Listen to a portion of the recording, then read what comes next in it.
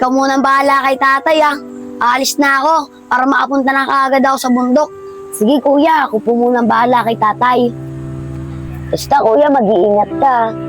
Oo, Rosalie. Tatandaan ko yung sinasabi mo. Aalis na ako ah. Sige kuya.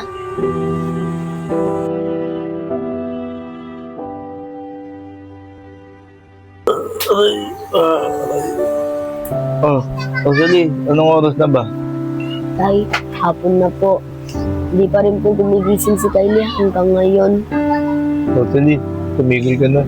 Kapag iyak mo, wala rin ang magagawa yan. Ano ba dapat yung gawin? Anak ko. Tao po. Anak ko. Tao po. Tao po. Ikaw! Ikaw!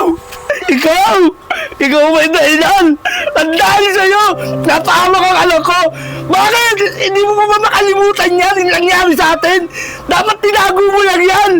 Bakit? Hanggang ngayon natatakot ka pa rin? Di ba iniwan mo nga ako? Kaya ako nagkaganito. Pinabayaan mo ako mag-isa. Ayan, yun ang akala mo. Pinalikan kita. Humingi ako ng tulong. Yung kwento na yan, sana di mo na kinuwento sa mga bata. Kinalimutan mo na yan. Ganun ba? Pasensya ka na. Tawarin mo ako. Pero tanging ko lang magagawa para gumaling ang anak mo. Magtiwala tayo sa